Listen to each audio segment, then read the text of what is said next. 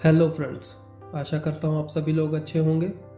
और जैसे कि मैंने पिछली वीडियो में बताया था कि हम जल्द ही हमारी बाइबल की स्टडी को पहले अध्याय से, जेनेसिस पहले अध्याय से शुरू करने जा रहे हैं। तो चलिए हम उत्पत्ति पहले अध्याय से आज की इस स्टडी को शुरू करते हैं। और उत्पत्ति को जैसे कि आप लोग जानते हैं कि बाइबल की पहली किताब है और पेंटाटुक की भी पहली किताब है। पेंटाटुक माने तो पंचग्रंथ। ठीक है, तो आज हम शुरू करने जा रहे हैं उत्पत्ति पहले अध्याय से अपनी बाइबल की स्टडी को। चलिए शुरू करते हैं। और सबसे पहले हम चलते हैं हमारे इंट्रोडक्शन की ओर, हमारी जान पहचान की ओर। देखते हैं कि इसमें क्या लिखा हुआ है। सबसे पहले हम देखते हैं कि उत्पत्ति अध्याय 1 का संक्षिप्त परिचय जो सृष्टि की बाइबल कथा है। ठीक है, और इसका अर्थ ये है कि जो बाइबल के अनुसार सृष्टि कैसे बनाई गई है, सृष्टि की रचना कैसी हुई है, परमेश्वर ने इस धरती को कैसे बनाया है, इस उत्पत्ति के पहले अध्याय में हमें समझ में आता है। वो हम आगे समझेंगे कि कैसे परमेश्वर ने इस सृष्टि को बनाया है, तो हम सारी चीज़ों को अच्छे से समझ पाएंगे। और ये भी कि जब हम आगे स्टडी करेंगे, चैप्टर की बहुत बड़ी भूमिका है। अगर इस चैप्टर को हम निकाल देंगे तो बहुत सारी चीज़ें जो हैं बाइबल से हटानी पड़ेंगी उसको समझने के लिए। जेनेसिस चैप्टर 1 जो शुरू होता है वो भी ये बताता है कि कैसे धरती की शुरुआत हुई। ठीक है, तो उसमें हम उत्पत्ति पहले अध्याय उसकी पहली और दूसरी आयत में इस तरीके से पढ़ते हैं। आरंभ में परमेश्वर ने आकाश और पृथ्वी की सृष्टि की। और यहाँ पर जो पहली आयत थी वो हमें ये बताती है कि परमेश्वर ने आकाश और पृथ्वी की सृष्टि की। वो भी कब? शुरुआत में। ये नहीं कि पहले कुछ बना हुआ था फिर उसके बाद परमेश्वर ने आकाश और पृथ्वी की सृष्टि की। नहीं, ऐसा नहीं है, बल्कि ऐसा है कि परमेश्वर ने शुरुआत में, जब कुछ भी नहीं था, उस वक्त परमेश्वर ने पृथ्वी की सृष्टि करनी शुरू की। राइट। और आगे हम देखते हैं कि पृथ्वी जो है सुनसान और खाली थी। ये दूसरी आयत में लिखा हुआ है, पृथ्वी सुनसान और खाली थी, मतलब उस पर कुछ भी नहीं था और गहराई पर अंधकार था। सिर्फ सारी धरती पर क्या था, सारी जगह पर सिर्फ क्या था? अंधकार था और कुछ नहीं था। और परमेश्वर का आत्मा जल के ऊपर मंडरा रहा था। अब यहाँ पर एक चीज़ फोकस करना, जल के ऊपर मंडरा रहा था। यहाँ पर ये समझने की बात है कि यहाँ पर अगर ये लिखा हुआ है कि जल के ऊपर मंडरा रहा था, इसका अर्थ ये है कि पूरी धरती जो है जल से ढकी हुई थी। मानो कि एक गेंद बनी हुई है और वो पूरी पानी से बनी हुई है। ठीक है, तो ये इस तरीके का कॉन्सेप्ट आप थोड़ा इमेजिन करके देखिए कि पूरी धरती के ऊपर कोई भी भूमि नहीं है, सिर्फ और सिर्फ चारों तरफ पानी ही पानी है। राइट, तो ये इस तरीके का कॉन्सेप्ट है। और वहाँ पर क्या है, पानी के ऊपर परमेश्वर का आत्मा मंडराता था। तो ये कॉन्सेप्ट यहाँ पर हमें समझ में आता है। और आगे इन दोनों आयत के बारे में कुछ थ्योरी भी है, वो हम आगे जब स्टडी करेंगे इसी वीडियो में, तो वो भी मैं आप लोगों को बताऊंगा। तो अगले चैप्टर में हम चलते हैं अब इंट्रोडक्शन को आगे बढ़ाते हुए।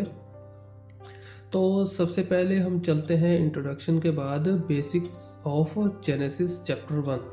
तो हम उत्पत्ति पहले अध्याय की कुछ महत्वपूर्ण चीज़ों के बारे में जानेंगे जो कि उत्पत्ति पहले अध्याय में लिखी हुई है।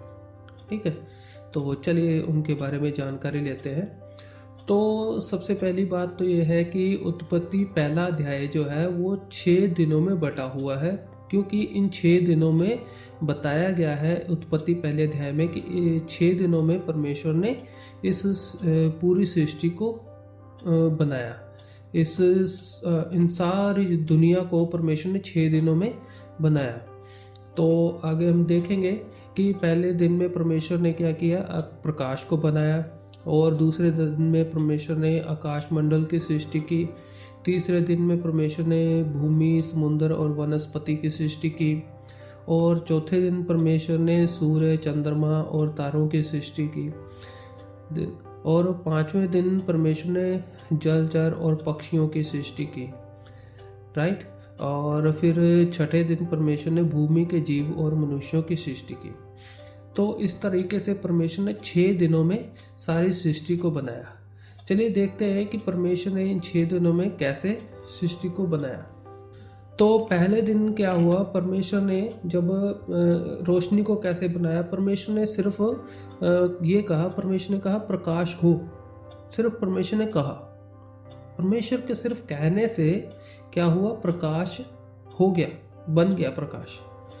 ठीक है, जो हमें उत्पत्ति में पहले अध्याय में हमें ये पढ़ने को मिलता है। आगे हम कुछ थियरीज भी इसके बारे में पढ़ेंगे, तो अभी के लिए आप इन चीज़ों को ध्यान में रखिए। तो परमेश्वर ने क्या कहा, प्रकाश हो, और प्रकाश हो गया। तो ये हमें चीज़ें पता चलती हैं। और फिर परमेश्वर ने क्या कहा, परमेश्वर ने प्रकाश को अंधकार से अलग किया और उन्हें दिन और रात नाम दिया। ये समझ लीजिए कि अब परमेश्वर ने क्या किया, प्रकाश को अंधकार से अलग करके दोनों को अलग अलग नाम दे दिया। अब प्रकाश और अंधकार दोनों एक नहीं रहेंगे। तो यहाँ पर अलग करने का मतलब ये हुआ कि प्रकाश और अंधकार अभी तक सिर्फ एक साथ रहते थे, तो यहाँ पर क्या है, प्रकाश और अंधकार एक साथ नहीं रहेंगे बल्कि अलग अलग रहेंगे। तो इसका थियोलॉजिकल मतलब भी आप ले सकते हैं कि कभी भी पाप और पुण्य, ठीक है, दोनों एक साथ नहीं रह सकते। कभी भी हम दुनिया के साथ और परमेश्वर के साथ दोनों को एक साथ नहीं हम जोड़ सकते। अगर हम परमेश्वर के साथ जुड़ना चाहते हैं तो हमें एक चीज़ को छोड़ना पड़ेगा। हमें या तो परमेश्वर को छोड़ना पड़ेगा या फिर हमें दुनिया को छोड़ना पड़ेगा। छोड़ने का मतलब ये नहीं कि मरना पड़ेगा, मतलब कहने का मतलब ये है कि हमें किसके लिए जीना है, दुनिया के लिए जीना है या फिर परमेश्वर के लिए जीना है। तो उस चीज़ को भी ये दिखाता है। तो काफ़ी गहरा मतलब है इसका। जब हम आगे स्टडी करेंगे तो इसको और भी गहराई से हम जानेंगे कि इसका क्या मतलब है। बहुत ही गहरी बात यहाँ पर हमें समझ में आती है।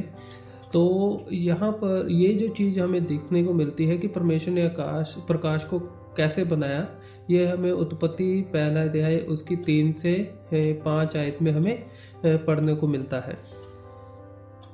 तो हम वापस चलते हैं दूसरे अध्याय की तरफ। और दूसरे दिन परमेश्वर ने आकाश मंडल की सृष्टि की। उत्पत्ति 1 अध्याय 6 से 8 में हमें ये पढ़ने को मिलता है। और परमेश्वर ने जल के बीच में एक आकाश मंडल बनाया जो ऊपर और नीचे के जल को अलग अलग करता था। तो यहाँ पर एक बीच में खाली स्थान बन गया जो ऊपर और नीचे के जल को अलग करता है। तो जो ऊपर बादल है वो भी पानी है और नीचे भी पानी है, और नीचे क्या होगा, बीच में क्या होगा, खाली स्थान बन गया। तो परमेश्वर ने जल के बीच में एक आकाश मंडल बनाया। तो इस खाली स्थान को क्या बोलते हैं, आकाश मंडल, या फिर सेपरेशन भी बोल सकते हैं, अंतर भी बोल सकते हैं, दोनों में डिफरेंट भी बोल सकते हैं। ठीक है, तो ये हम देखते हैं कि उत्पत्ति 1 अध्याय 6 से लेकर 8 आयत में हमें दिखता है। और परमेश्वर ने क्या कहा, उस आकाश मंडल को परमेश्वर ने आकाश नाम दिया।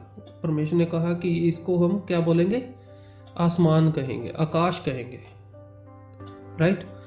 और यहाँ पर हमें एक और चीज़ समझ में आती है, अभी हमने पहले दिन में भी देखा और दूसरे दिन में भी देखा कि परमेश्वर ने जो कुछ भी बनाया है उसका नाम रखा है। ये बहुत ज़्यादा इम्पोर्टेंट चीज़ है। परमेश्वर ने किसी भी चीज़ को एनोनिमस नहीं रखा, मतलब अनजान नहीं रखा कि कोई उसको ना जाने, उसका एक नाम रखा है। तो बाइबल में लिखा भी हुआ है, वो मैं आपको पढ़ा दूंगा कि बाइबल में लिखा हुआ है कि मैंने तुम लोगों के नाम अपने हथेली पर लिखे हुए हैं। तो अगर परमेश्वर ने हर एक चीज़ का नाम रखा है तो परमेश्वर ने हमारा नाम भी अपनी हथेली पर लिखा है, उसको पता है हमारा नाम। तो ये बहुत ज़्यादा इम्पोर्टेंट चीज़ है, इसको आप ध्यान में रखिएगा। और हम देखते हैं कि यहाँ पर दूसरा दिन भी हो जाता है और दूसरे दिन परमेश्वर ने क्या बनाया, आकाश मंडल को बनाया है। और फिर हम चलते हैं तीसरे दिन परमेश्वर ने क्या किया, भूमि और समुद्र और वनस्पति की सृष्टि की। अब यहाँ पर कोई भी भूमि नहीं थी उस वक्त। जैसे कि हमने पहले और दूसरी आयत में देखा कि परमेश्वर ने सृष्टि की रचना की और उस वक्त क्या था, सृष्टि पर और कुछ भी नहीं था, सिर्फ पानी था चारों तरफ और परमेश्वर का आत्मा उस पर मंडराता था। अब क्या हो गया कि परमेश्वर ने क्या किया, उसमें से भूमि को अलग किया, भूमि दिखाई देने लगी, राइट। तो ये हमें उत्पत्ति 1 अध्याय उसकी 9 से लेकर 13 आयत में हमें पढ़ने को मिलता है।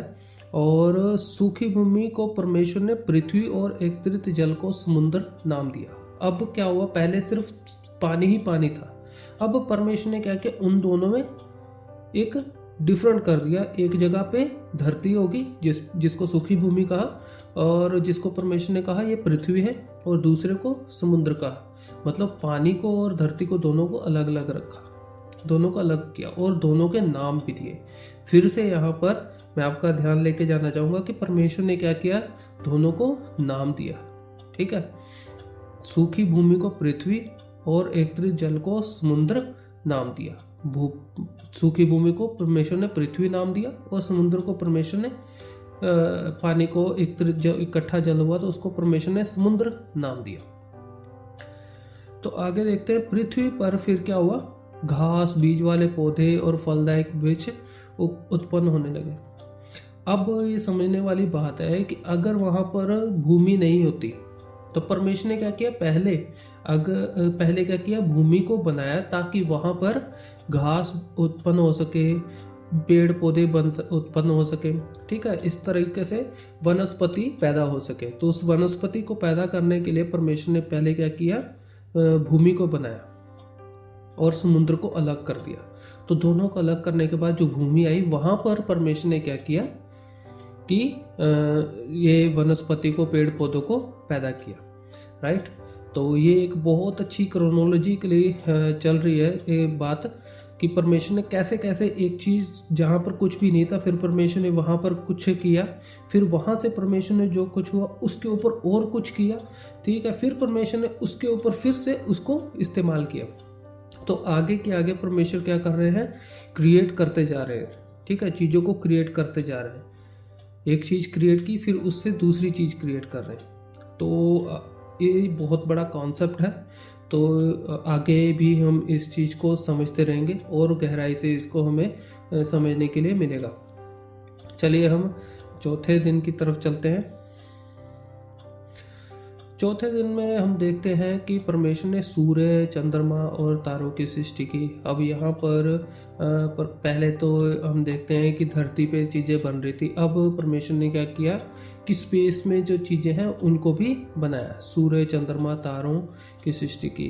अब हो सकता है कि कई लोगों के दिमाग में ये क्वेश्चन भी आ रहा होगा कि अगर रोशनी पहले बन गई तो फिर ये सूर्य चंद्रमा क्यों आ गए, तो अगर ये सूर्य चंद्रमा बाद में बनाए गए फिर वो रोशनी कहाँ से आ गई। तो उसके लिए मैं आपको अलग से एक वीडियो बनाकर डालूंगा कि एक्चुअली वो रोशनी क्या है और ये सूर्य, चंद्रमा और तारों का महत्व क्या है, ठीक है। तो इन दोनों में काफ़ी फ़र्क भी है और आगे हम कुछ थियरीज भी पढ़ेंगे, शायद उनसे भी आपको कुछ समझने को, सीखने को मिलेगा। अगर इस वीडियो के दौरान आपको कुछ भी ऐसा लगे कि जो समझ में नहीं आ रहा है तो उसके लिए भी चिंता मत कीजिएगा। लेकिन फिर भी अगर कोई ऐसी बात है जो आप चाहते हैं कि इस वीडियो में मैंने आपको बोली है लेकिन वो अनक्लियर्ड है, तो आप प्लीज़ कमेंट बॉक्स में ज़रूर लिखिएगा कि कौन सी चीज़ है जो आपको समझ में नहीं आ रही। तो उस चीज़ को मैं आपको एक्सप्लेन करूँगा या फिर मैं उस चीज़ के लिए भी आपके लिए अलग से एक वीडियो बना दूँगा। तो फिर क्या हुआ, परमेश्वर ने क्या किया, परमेश्वर ने दिन और रात को अलग करने के लिए आकाश में ज्योतियों की सृष्टि की। अब क्या है कि परमेश्वर ने ज्योति तो बनाई थी लेकिन उस ज्योतियों की सृष्टि, अब उनको अलग करने के लिए परमेश्वर ने दिन और रात को अलग करने के लिए परमेश्वर ने क्या किया था, पहले रोशनी बनाई थी और क्या किया था, अंधकार से अलग किया और उसको क्या किया, एक को दिन, रोशनी को दिन कहा और अंधकार को रात कहा। अब इन दोनों को अलग करना भी तो है ना, कैसे, तो उन दोनों को अलग करने के लिए परमेश्वर ने क्या किया, सूरज और चंद्रमा बनाए, ठीक है, दो अलग करने के लिए आकाश में ज्योतियों की सृष्टि की। ठीक है, तो ये ज्योतियाँ संकेत ऋतु, दिन और वर्ष निर्धारित करने के लिए बनाई गई, ताकि इनसे हमें पता चले दिन के बारे में और दिनों के बारे में, महीनों के बारे में, इस तरीके से हमें जानकारी मिल सके, मतलब समय का पता चल सके। अभी तक समय का कुछ नहीं पता चल रहा था, लेकिन अब समय का पता चलेगा। अब टाइम में चीज़ें आ गई हैं, तो अब टाइम पीरियड शुरू होने लग गया। फिर हम देखते हैं बड़ी ज्योतियाँ दिन पर और छोटी ज्योतियाँ रात पर प्रभुत्व करने के लिए बनाई गई। तो ये जो बड़ी ज्योति जो है सूरज है और छोटी ज्योति जो है चंद्रमा है।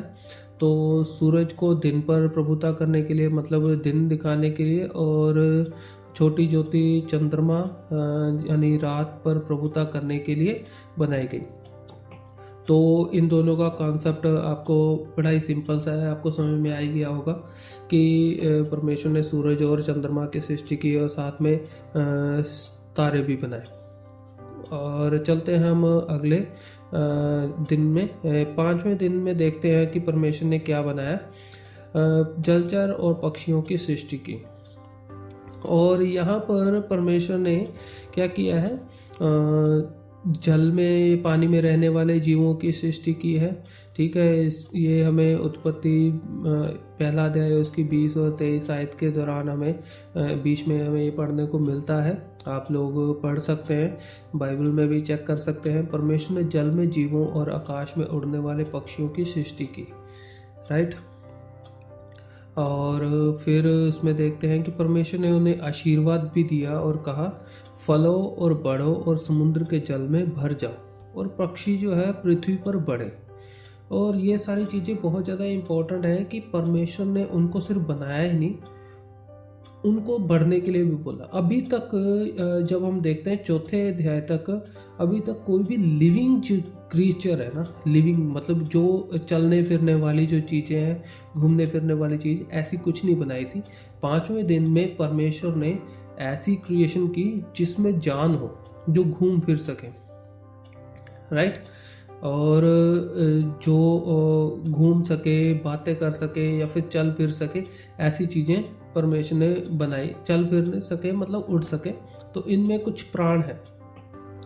तो यहाँ पर जो जल में रहने वाले कुछ जीवों को बनाया, जैसे आप मछलियों को देखते हैं या फिर कुछ और जीव जंतु जो समुद्र में रहने वाले, और उसी के साथ परमेश्वर ने पक्षियों को भी बनाया जो आकाश में रहते हैं या आकाश में उड़ते हैं, राइट। तो अभी चलते हैं हम 6वें दिन। ये है 6वां दिन। और 6वें दिन भूमि के जीव और मनुष्य की सृष्टि की। ये बहुत ज़्यादा महत्वपूर्ण चीज़ है। और पहला अध्याय है उसकी 24 आयत से लेकर 31 आयत में हमें इसकी जानकारी मिलती है कि परमेश्वर ने पृथ्वी पर रहने वाले जीव जंतु, पशु और रेंगने वाले जीवों की सृष्टि की। ठीक है। और दूसरा है, परमेश्वर ने अपनी छवि में मनुष्यों की सृष्टि की, उन्हें पुरुष और महिला बनाया, राइट। परमेश्वर ने पहले तो क्या किया, जीव जंतुओं को बनाया कि धरती पर जितने भी जीव जंतु, जंगली जीव जंतु हो गए या फिर घर पे पालने वाले जीव जंतु हो गए, उन सबको बनाया परमेश्वर ने। फिर उसके बाद परमेश्वर ने क्या किया, मनुष्य को बनाया, वो भी अपने स्वरूप पर। ठीक है, अपने स्वरूप पर, इन हिज ओन इमेज, अपने जैसा। अपने जैसा ये जो वर्ड है, इसको आप ध्यान में रखिएगा, कंफ्यूज मत होइएगा कि आगे हम इसके बारे में भी स्टडी करेंगे कि अपने जैसे का मतलब क्या है। अपने जैसे का मतलब ये नहीं है कि जैसे हम अपीयरेंस में दिखाई देते हैं, हमारे 2 आँख हैं, हमारे 2 कान हैं, हाथ है, हमारे 2 टांगे हैं, जैसा हमारा शरीर का अपीयरेंस है वैसा ही परमेश्वर दिखाई देता है। नहीं, ये फिजिकल अपीयरेंस के बारे में नहीं है, ये है हमारी इंटरनल फीलिंग्स के बारे में, जो हमारी साइकोलॉजी है, जो हमारे एबिलिटीज़ है, उसके बारे में दिखाता है कि परमेश्वर ने हमें अपने स्वरूप पे कैसे बनाया है। तो वो चीज़ हम देखते हैं कि जो जो चीज़ें हम सोचते हैं कि क्रिएटिव, कोई भी जानवर को कभी कुछ बनाते हुए देखा आप लोगों ने? कभी कुछ मतलब बनाते कुछ ऐसा उन्होंने बना दिया हो कि उड़ने लग गया, ठीक है ना? ऐसा कुछ नहीं है। आपने देखा होगा कि पक्षी जो है घोंसले बनाते हैं, एक पक्षी एक तरीके का घोंसला बनाता है, राइट? कभी कभी हमें कुछ डिफरेंट टाइप के घोंसले भी दिखाई देते हैं, लेकिन कभी भी कोई ऐसा क्रिएशन नहीं दिखाई देती होगी कि हाँ कि एक पक्षी ने एक पुल बना दिया, या फिर एक जानवर ने क्या किया, अपने साथ में रहने वाले लोगों के लिए एक पूरा देश बना दिया, या फिर पूरी कॉलोनी बना दी, राइट? ऐसा नहीं है। तो ये जो डेवलपमेंट या फिर क्रिएशन वाली जो थॉट है वो इंसानों के अंदर कहाँ से आई, कहाँ से ये सोच आती है कि हमें कुछ क्रिएट करना चाहिए, हमें कुछ और बनाना चाहिए? क्योंकि ये एबिलिटी परमेश्वर में है, क्योंकि परमेश्वर बनाते हैं। तो आगे भी हम इन चीज़ों के बारे में आगे स्टडी करते रहेंगे। तो परमेश्वर ने मनुष्य को बनाने के बाद क्या कहा? परमेश्वर ने मनुष्य को आशीर्वाद दिया, उन्हें फलने फूलने और पृथ्वी पर अधिकार करने का आदेश दिया, राइट? तो यहाँ पर हम देखते हैं कि यहाँ पर छठा दिन पूरा हो जाता है, और यहाँ पर हम देखते हैं कि परमेश्वर ने मनुष्य को बनाया, जीव जंतुओं को बनाया और उन सबको आशीष भी दी, राइट? और उनको कहा कि तुम लोग बढ़ते जाओ। तो ये एक आशीष वाली जो बात है कि तुम लोग बढ़ो, परमेश्वर ने हमें ये जो आशीष दी है बढ़ने के लिए, कभी भी घटने के लिए नहीं है। तो परमेश्वर कभी भी नहीं चाहता कि हम लोग घट जाएं, कि हमारे जीवन में हमेशा निराशा बनी रहे या फिर परेशानियां बनी रहे। परमेश्वर चाहते हैं कि हम हमेशा बढ़ें, ना कि एक जगह पे स्थिर होकर बैठ जाएं। परमेश्वर हमसे चाहता है कि हम आगे डेवलप करें। तो यही परमेश्वर ने हमें आशीष भी दी है, और वो हमसे चाहता भी है। तो आज की ये वीडियो काफ़ी लंबी हो चुकी है, तो चलिए हम जो दूसरा टॉपिक है, एडवांस टॉपिक है, एडवांस स्टडी, वो हम नेक्स्ट वीडियो में देखेंगे।